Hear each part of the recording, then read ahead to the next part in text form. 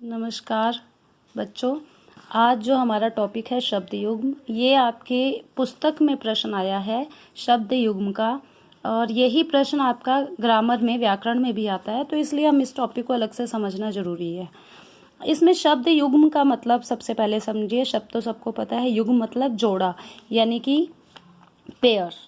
अब यहाँ पर इसके 5 प्रकार हैं जो मैं आपको करवाऊंगी। पहला था पुनरुक्ति शब्द।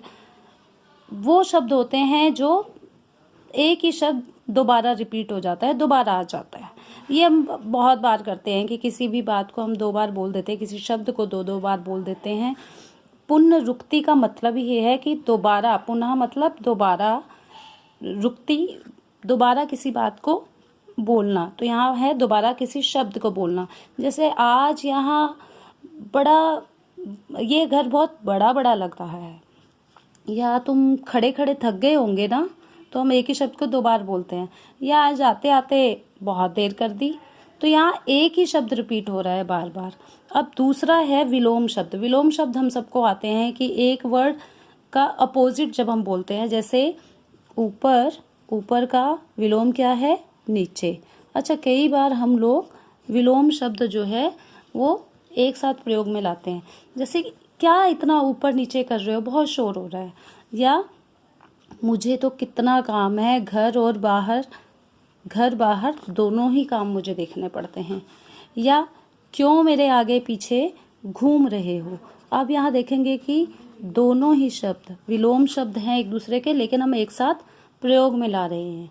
अच्छा, शब्द युग्म की एक पहचान है कि इसके बीच में योजक चिन्ह आता है, जिसे आप हाइफन कहते हैं ना, इसके बीच में वह भी आता है। अगला शब्द हमारा है समानार्थक शब्द। समानार्थक, सेम मीनिंग वाले वर्ड, जिन्हें एक तरह से आप पर्यायवाची समझ लीजिए, वो शब्द हम एक बार एक साथ ही प्रयोग में ले आते हैं। जैसे भाई बंधु, दोनों का मतलब सेम ही है। भाई बंधु दोनों एक साथ आ गए।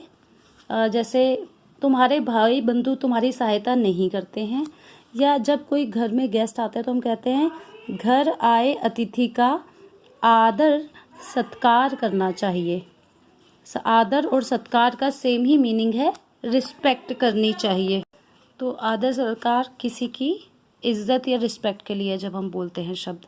ऐसे एक शब्द आता है नई, नवेली, मतलब कोई नई चीज़ आप देखते हो तो हम क्या कहते हैं, जैसे मेरे पास नई नवेली साइकिल आई है, तो दोनों ही शब्द नए के लिए प्रयोग हो रहे हैं। इसका मतलब है यहाँ दोनों शब्द जो भी आएंगे वो सेम मीनिंग वाले आएंगे। अच्छा, नंबर 4 हमारा है निरर्थक और सार्थक। सार्थक मतलब जो आपके काम की चीज़, निरर्थक जो वेस्ट है, बेकार है। ऐसे हम बहुत सारे शब्द बोलते हैं जो एक तो काम का होता है और दूसरा बस हम यूं ही बोल देते हैं। जैसे एक शब्द हम बहुत बार प्रयोग में लाते हैं, चाय वाय। अब यहाँ बोलते हैं घर आए को चाय वाय पी के जाइए ना। अब चाय तो ठीक है, वाय क्या होता है? कुछ भी नहीं, ये एक वेस्ट निरर्थक शब्द है। तो ये हम बहुत बार प्रयोग में लाते हैं। जैसे घर वर नहीं जाना क्या आज, कि कोई ही लेट हो रहा है, देर हो रही है, तो हम बोलते हैं घर वर नहीं जाना क्या आज। तो यहाँ घर तो ठीक है, लेकिन वर का यहाँ कोई मीनिंग नहीं बनता। ऐसे ही आप बैठे हुए, मम्मी आती है और कोई गेस्ट आया है और मम्मी बोलती है बेटा कोई बात किया करो, अच्छा नहीं लगता चुप बैठे रहते हो। अब यहाँ बात तो ठीक है, लेकिन बात का कोई मतलब नहीं बनता। तो इस तरह से पहला शब्द जिसका कोई मीनिंग हो, दूसरा शब्द जो उस समय मीनिंगलेस हो, जिसका कोई मीनिंग ना हो, उसे हम बोलते हैं सार्थक, मीनिंग वाला सार्थक, और जिसका कोई मीनिंग नहीं वह निरर्थक शब्द। तो एक टाइप का ये हो गया। अब लास्ट है हमारा निरर्थक।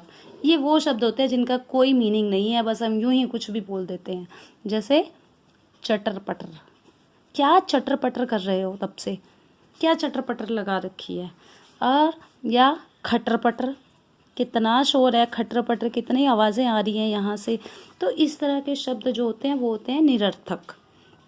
तो इस तरह से हम देखेंगे 5 तरह के शब्द आएंगे: पुनरुक्ति शब्द, विलोम शब्द, समानार्थक शब्द, निरर्थक शब्द और निरर्थक सार्थक शब्द, और लास्ट में निरर्थक शब्द। अब आपको क्या करना है, आपको सिर्फ इसे समझ लिया। अब आप अपनी पुस्तक खोलेंगे, आपका पाठ देखेंगे और पाठ में से इससे संबंधित एक एक शब्द, सिर्फ एक एक शब्द आप ढूंढेंगे और इसे लिखेंगे। इसके उत्तर आपको अलग से मिल जाएंगे, किंतु आप पहले एक एक शब्द स्वयं लिखेंगे।